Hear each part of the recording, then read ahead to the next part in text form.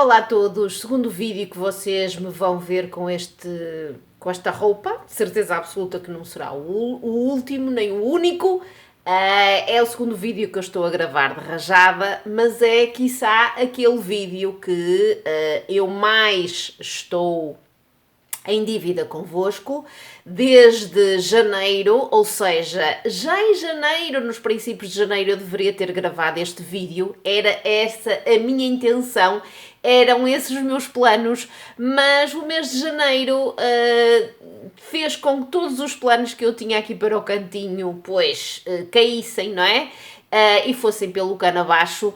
Porque, olhem, foi um mês muito caótico, um mês com muitas celebrações, como eu já disse, um mês que, desde o momento em que a minha escolinha se lembrou de aceitar as sugestões do Ministério e colocar a avaliação por semestres, pois, a partir desse momento, aquilo que era o caos de final de período em dezembro, agora torna-se o caos do final de semestre em janeiro.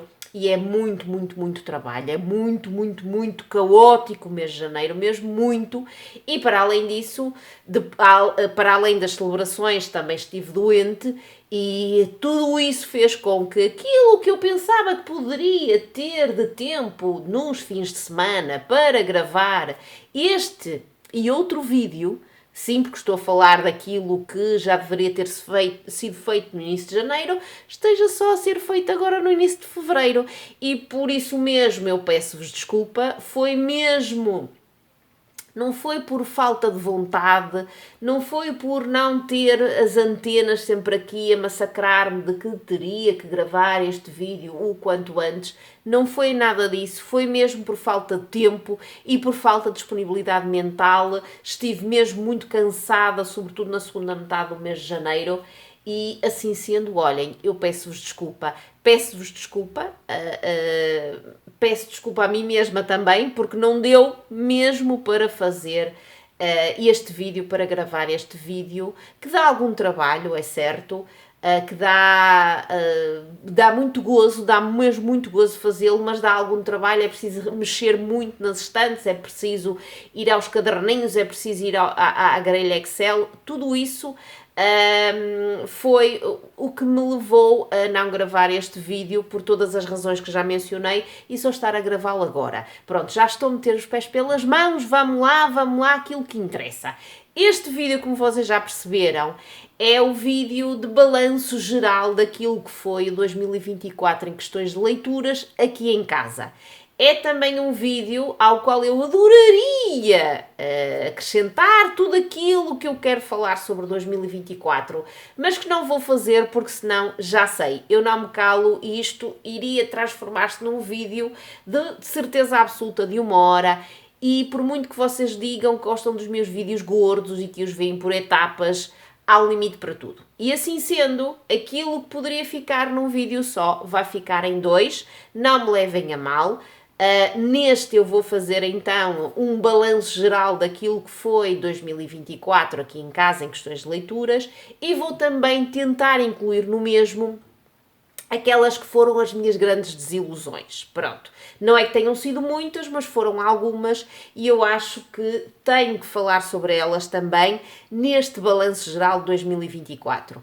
No segundo vídeo, que é aquele que eu sei que mais gente quer ver, mas para mim só faz sentido fazê-lo depois deste balanço geral, irei então trazer-vos aquelas que foram as melhores leituras cá em casa, minhas e do maridinho, ok? Fica prometido esse vídeo, ele irá aparecer, muito provavelmente depois deste, sim, irá aparecer lá para meados de fevereiro, também, acho que sim, deve ser o mais provável. Irá aparecer, mas irá aparecer depois deste, deixo-vos assim um bocadinho de suspense, não é? Mas compreendam-me, só faz sentido falar sobre as melhores leituras depois de eu ter feito um balanço geral daquilo que foi 2024 cá em casa, em questões literárias, ou seja, em questões daquilo que fomos lendo. E falando então nesse balanço geral, para não me espraiar demasiado e para não estar aqui a falar e nunca mais ir àquilo que é importante, falando desse balanço geral, tenho que começar por aquilo que foram os números E aqui nestes números eu vou falar das leituras que nós os três fizemos ao longo de 2024. Depois falarei ainda de números, mas mais relacionado comigo e daquilo que foram os meus propósitos e daquilo que eu fui lendo e das estatísticas que eu fui tirando dessa grelhinha Excel que me ajuda muito, tudo isso, pronto. Mas começando primeiro por um balanço geral de nós os três, 2024 para mim e para o meu marido foi um ano espetacular em questões de números. Lemos imenso, mais do que aquilo que estaríamos à espera. No meu caso, mais do que aquilo que eu me lembro de ler nos últimos 5, 6, 7 anos. No caso dele, mais do que aquilo que ele tinha lido até ao momento. No meu caso, eu consegui concluir a leitura de 87 obras, bem mais do que aquilo a que me proponho todos os anos no Goodreads. É certo que poderia pôr um número até um bocadito maior no Goodreads, mas não quero essa pressão. Já me chega toda a pressão que a vida me traz. Ainda para mais, se tivesse a pressão do Goodreads a dizer que eu já estava a ficar um bocadinho para trás, one book behind, isso mexe muito comigo. Sou sincera, e por isso eu ponho desde há uns anos para cá a meta de 60 leituras anuais. Consigo sempre ultrapassá-las e isso dá-me sempre muito prazer. E neste 2024 consegui ultrapassar bastante, porque li 87 obras. Li 87 obras e foi um número que me deixou muito satisfeita. Passei os 85, ainda não cheguei às 90, mas também, se não chegar, não é por aí que eu fico muito preocupada. 87 obras que eu li no total em 2024. O marido, como eu vos disse, leu mais em 2024 do que tinha lido em algum ano para trás. Concluiu a leitura de 65 obras, ficou extremamente satisfeito. Sim, extremamente satisfeito. E há que também dar-lhe e bater-lhe palmas, porque 65 obras para o meu marido é obra. E assim sendo, 2024 foi um ano muito, muito, muito interessante e muito bom para ele. Em questões de números, foi um ano maravilhoso, foi o melhor ano que ele teve desde sempre. Já o meu filhote, ou o nosso filhote, começou muito bem o ano. Até setembro foi lendo uma obra por mês, o que para ele é muito bom, mas a partir do momento em que entrou na universidade as coisas mudaram drasticamente. Como sabem, ele está a estudar em Braga, está fora de casa. Toda essa mudança na vida dele mexeu muito, não é? Com aquilo que era a rotina habitual que o Dani tinha, e mesmo em questões de leituras, e a partir de setembro não conseguiu concluir nenhuma leitura. Assim sendo, leu 9 obras no total em 2024, o que eu acho que é também um bom número, tendo em conta que no ano anterior, em 2023, ele andava algo desmotivado em relação às leituras, e ter regressado às mesmas e ter feito pelo menos uma leitura por mês até setembro é um bom número, e eu estou muito, muito satisfeita e muito orgulhosa, e acho que ele também deverá estar por aquilo que conseguiu em questões literárias em 2024. Isto para falar-vos de números totais, não é? Daquilo que foi cá em casa, tudo o que foi lido, e foi, como vocês conseguem ver, um número muito bom, um número que ultrapassa as 150 leituras, por isso não poderia estar mais satisfeita. Falando agora daquilo que no geral foram as minhas leituras de 2024 e continuando nos números, posso dizer-vos, ainda aqui num papel que ainda não passei para o meu caderninho porque ainda não tive tempo, dessas 87 leituras que eu fiz, 10 foram releituras. Sabem que eu gosto imenso de fazer releituras, não há um único ano em que eu não releia algo, e este ano também não vai ser exceção. Em 2024 foram 10 releituras, e essas 10 releituras foram todas elas excelentes, não houve nenhuma desilusão, o que me deixa extremamente satisfeita. Li 21 obras de autores portugueses, gostaria de ter lido 24, que significava que Estatisticamente eram 2 obras por mês, não consegui, mas li mais autores portugueses em 2024 do que li em 2023 e isso já me deixa satisfeita. Foram 21 portugueses face a 66 obras de autores estrangeiros, o que é normal, não é? Mas mesmo assim foi um bom número de autores portugueses que eu li ao longo de 2024, oxalá que eu consiga continuar a ler muitos portugueses em 2025. Li mais mulheres do que homens, não é que eu faça disso assim um grande objetivo, mas li 47 obras escritas por mulheres e face a 40 obras escritas por homens, é muito bom, não é? Gosto desta coisa, chamem-me feminista, chamem-me o que quiserem, mas acho que continua a literatura a ser um mundo muito no masculino, embora hoje em dia também já haja muita mulher que escreve, mas eu ler mais mulheres do que homens dá-me sempre aquele gostinho. Pronto, não posso dizer que não. Faz-me sempre ficar mais satisfeita. Pronto, o que é que vocês querem? E isto para vos falar daquilo que em números eu vos posso dizer. Claro que eu poderia dizer quantos clássicos li, quanto a literatura contemporânea, quanto a literatura de não ficção. Poderia, mas acho que depois irei esmiuçar demais. Tenho a sensação, e isso deixa-me também muito satisfeita, que li muita coisa de não ficção ou de autoficção. Sim, gosto cada vez mais desse género de leituras. E sei que o fiz bastante ao longo de 2024 e isso também me deixa muito satisfeita. Não li assim muitos clássicos, mas também não sou a leitora que mais facilmente recorre a clássicos, sobretudo clássicos do século XIX. Se forem do século XX já me apelam mais, sou sincera, mas sei que se fosse a fazer uma estatística daquilo que foram as minhas leituras, sei que as leituras de literatura contemporânea vencem as leituras de literatura clássica. Isso tenho de certezinha absoluta noção. Agora, falando-vos de aquilo que foram as minhas leituras em questões de classificações. A sensação com que eu fiquei ao terminar 2024 é que não tive muitas leituras de 10 em 10 ou de 5 estrelas. É certo, depois quando andei a ver na minha grelha Excel, dei-me conta de que das 87 leituras, só a 18 eu dei um 10 em 10 e algumas foram releituras. Pronto, isso deixa-me um bocadinho triste, desapontada, mas também é certo que dei 23 obras um 9 em 10. Dei a 6 um 9,5 em 10 e isto é aqueles 4 estrelas mesmo consistentes, não é?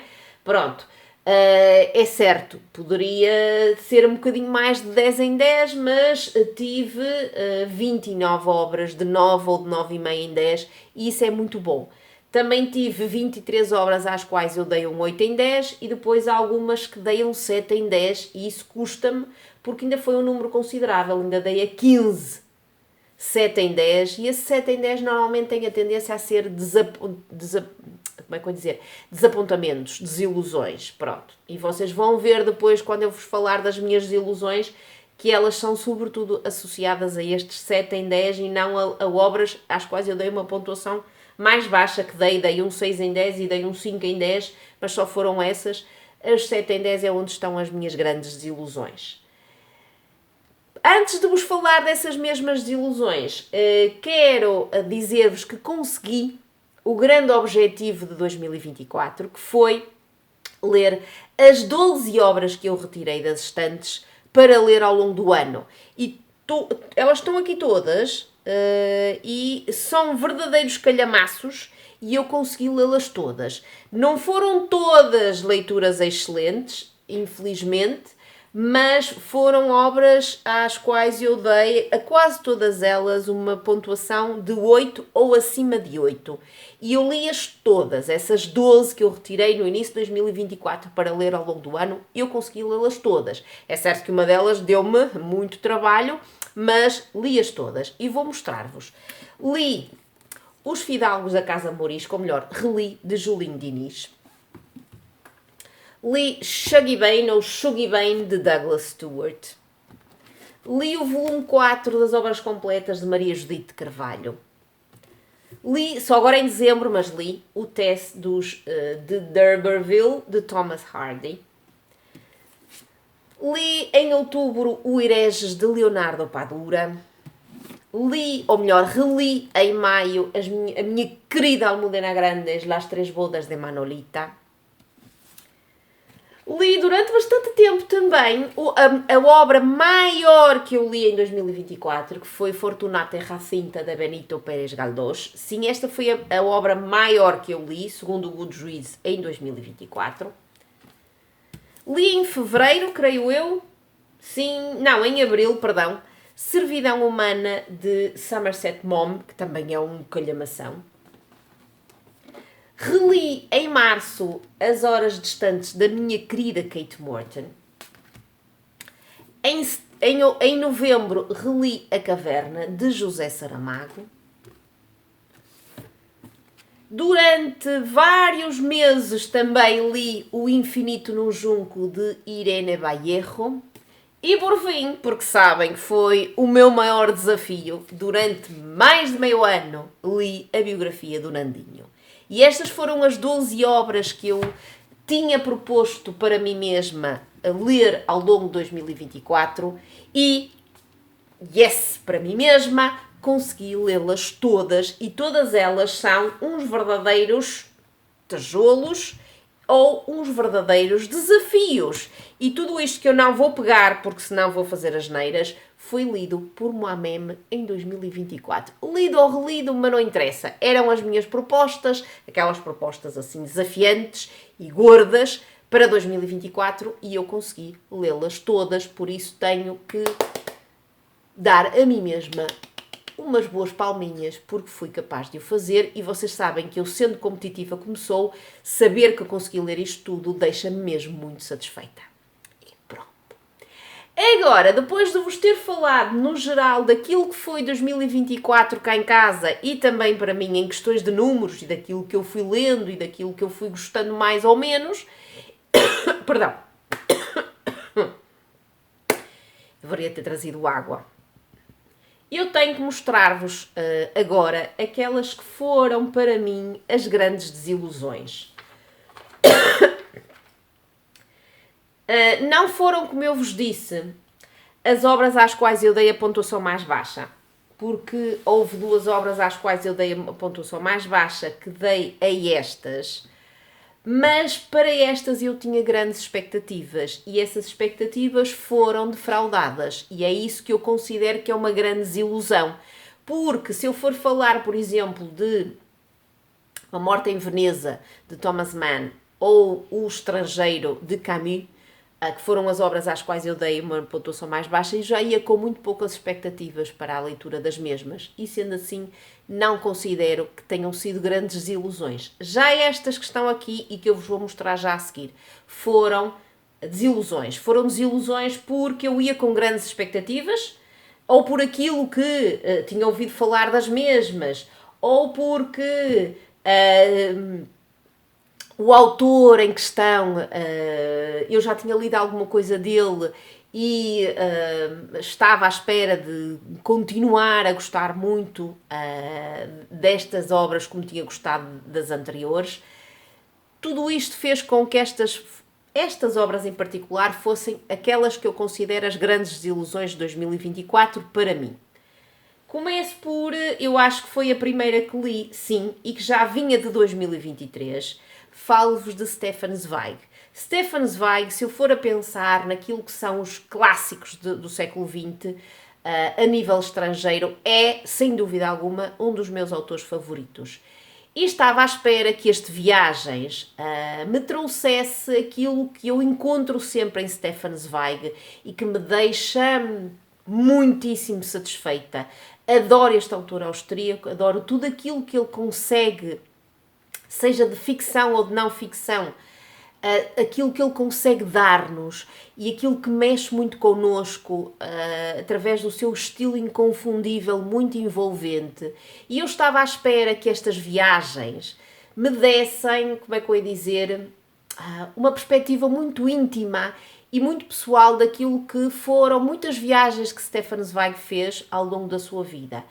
Encontrei aqui algumas crónicas, alguns relatos, sim, que me agradaram imenso, mas grande parte dos relatos que estão aqui dessas mesmas viagens não me disseram grande coisa, porque me descreviam muito aquilo que eram os espaços da cidade, os seus habitantes, alguma tradição, mas não me davam aquilo que eu gostaria, que é aquilo que qualquer viagem nos deixa, por muito que nós visitemos o monumento A, o monumento B, ou o museu C, ou o museu D, nós queremos é ficar com alguma coisa e passar isso para o leitor, no caso de Stefan Zweig, e não me passou, e por isso mesmo achei que esta obra foi uma desilusão, e foi a primeira desilusão de 2024.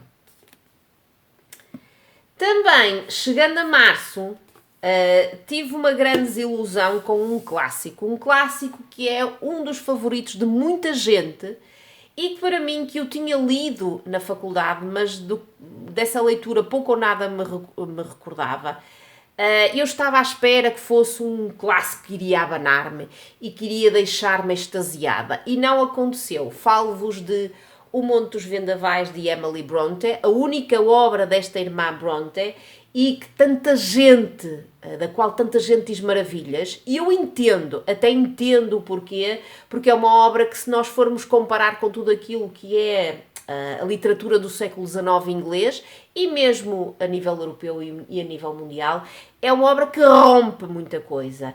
Mas para mim foi uma desilusão porque trouxe-me demasiada violência, demasiadas personagens com as quais eu não consegui criar laços, muita violência, muita escuridão, e eu sabia que iria encontrar isso, mas não sabia que iria encontrar isso com a quantidade de violência e de escuridão e de personagens maquiavélicas.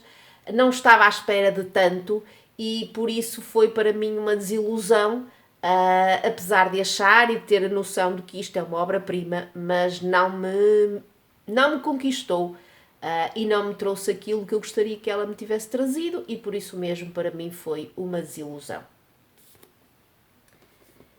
Também senti como desilusão pelas expectativas que tinha e pelas, como é que eu ia dizer, pelas lembranças muito assim já esbatidas que eu tinha da série, que é a adaptação à televisão, que eu me lembro de ter visto nos anos 80 e 90 desta obra. Falo-vos de reviver o passado em Brideshead, deste autor inglês. Estava à espera que isto me desse mais, e achei uma obra que enveredou muito por aquilo que a mim deixa-me sempre algo, não é desconfiada, é algo desconfortável, que é a religião e o poder que a religião tem para manobrar e dominar a vida neste caso, de algumas personagens que fazem parte desta trama.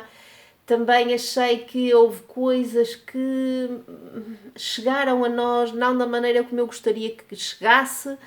Há coisas aqui muito boas, há personagens aqui muitíssimo interessantes, mas achei que a maneira como a trama se foi desenrolando, para mim, não me conquistou como eu queria que ela me conquistasse, como aquilo que eu me lembrava dessas recordações que eu tinha da série, e assim sendo, foi também, e teria que estar aqui como uma desilusão de 2024.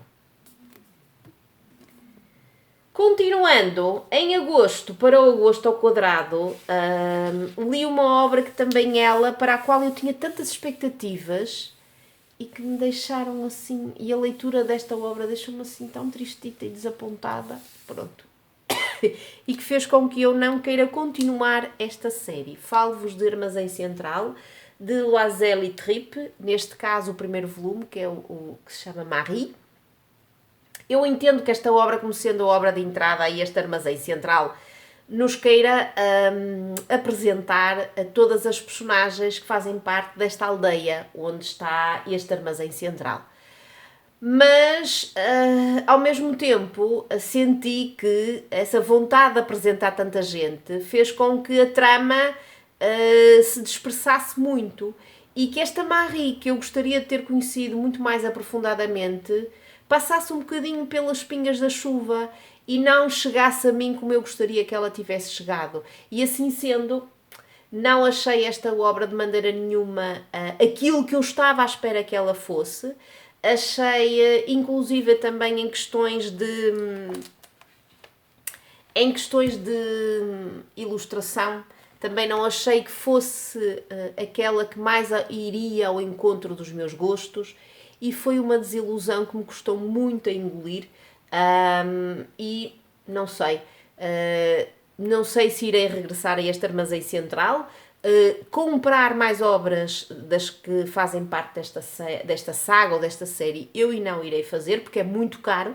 Vocês sabem que as obras de banda desenhada ou graphic novels ou novelas gráficas são muito caras.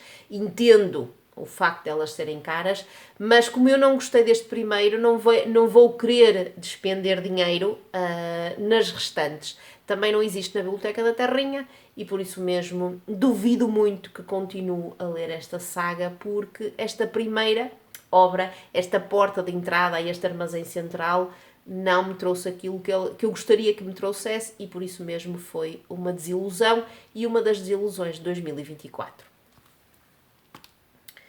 Em outubro, para o meu projeto Outubro Hispano-Americano, cheguei a um autor do qual eu tinha lido uma obra há 2 ou 3 anos e que me tinha deixado completamente arrebatada e é uma das obras da minha vida, é uma das obras de não ficção ou autoficção, como vocês lhe quiserem chamar, que continua comigo. E estava à espera que esta segunda obra que eu iria ler do autor fosse, quiçá não tão boa, mas que chegasse perto a todo esse turbilhão de emoções e tudo aquilo de inesquecível que a obra Somos o Esquecimento que Seremos deixou em mim. Regressei a Héctor Abad Faciolince com Oculta em outubro e apesar de ter sido, como é que eu ia dizer, uma leitura que não foi, à qual eu não dei assim, uma pontuação muito baixa, sentia como uma grande desilusão. Senti que aquilo de tão inesquecível e de tão bom e de tão íntimo e de tão pessoal o autor trouxe na obra Somos o Esquecimento que Seremos, que já foi mais uma vez publicada em português e que eu rogo que vocês conheçam, achei que tudo isso não estava da mesma maneira nesta Oculta. Voltamos a uma saga familiar, voltamos à Colômbia, voltamos a conhecer, como é que eu ia dizer, uma zona da Colômbia que eu conheço muito mal, gostei muito dessa parte, mas aquilo que é a trama, aquilo que é a saga familiar, aquilo que são os seus elementos, achei que a forma como foi desenvolvido e como nós os fomos conhecendo ficou algo aquém e por isso, por essa razão, por eu ter as expectativas tão lá em cima, tão elevadas, esta segunda obra que eu li de Héctor Abad Faciolince foi uma pequena desilusão e foi de tal forma me deixou assim desapontada que eu não tenho vontade nenhuma de pegar na terceira obra dele e que foi há pouco tempo também publicada em português. Não sei, ela existe na Biblioteca da minha terrinha e eu não tenho vontade nenhuma de lhe pegar, porque também já ouvi algumas opiniões não muito positivas sobre a mesma e assim sendo, olhem, comecei por aquilo que foi para mim a obra-prima do autor e acho que a partir desse momento tudo o resto que ele escreveu vai ficar sempre aquém e custa muito dizê-lo. Mas pronto, foi então mais uma desilusão de 2024, esta Oculta do meu querido Hector Abad Faciolince.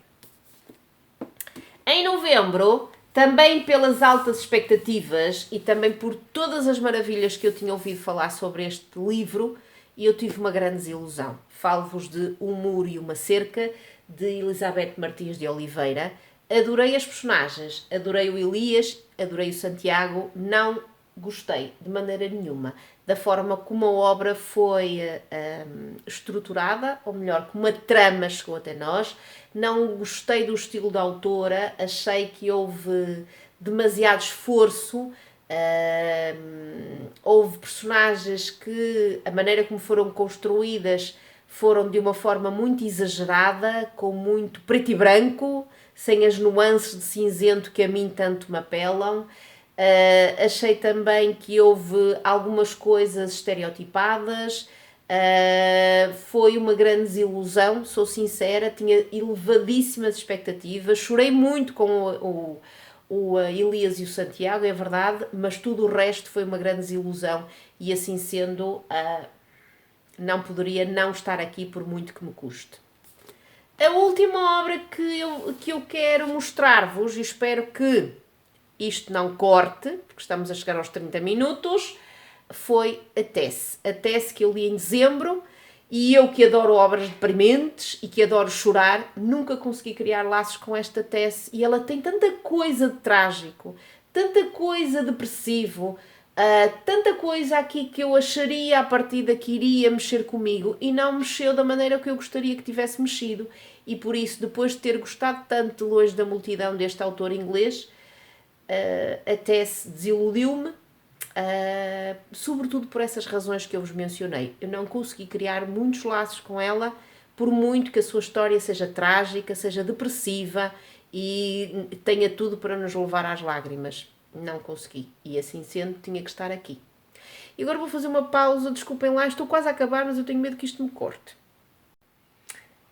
E estamos prestes a concluir este vídeo, não é? Depois de vos ter falado daquilo que foi 2024 em questões gerais aqui em casa, no que diz respeito às nossas leituras. Trouxe-vos também as minhas desilusões. Espero que vocês tenham gostado deste vídeo, que não tenham ficado muito desapontados e desiludidos por eu neste vídeo não estar a falar das melhores leituras de cá de casa, mas conseguem perceber que já estamos a mais de 30 minutos e se eu ainda colocasse aqui as melhores leituras, isto iria para mais de 1 hora. Assim sendo, prometido, está prometido, trago-vos daqui a pouquinho, essas melhores leituras. Espero que ainda estejam com vontade de ver este género de vídeos de melhores leituras e piores leituras de 2024 e de balanço geral, mesmo já estando em fevereiro. Mas olhem, eu acho que faz todo sentido eu fazê-lo, pelo menos para mim, mesmo que venha tarde e a más horas, mas pronto, está a ser feito agora, poderia ter sido feito antes, não deu, é a vida. Contem-me tudo aí em baixo, aquilo do que acharam deste vídeo. Digam-me também, quantas leituras vocês conseguiram fazer ao longo de 2024? Se essas mesmas leituras foram todas elas espetaculares e imprescindíveis e daquelas que nos caem na alma e ficam lá, ou se também sentiram que 2024 não foi o melhor ano em questões de classificação de leituras.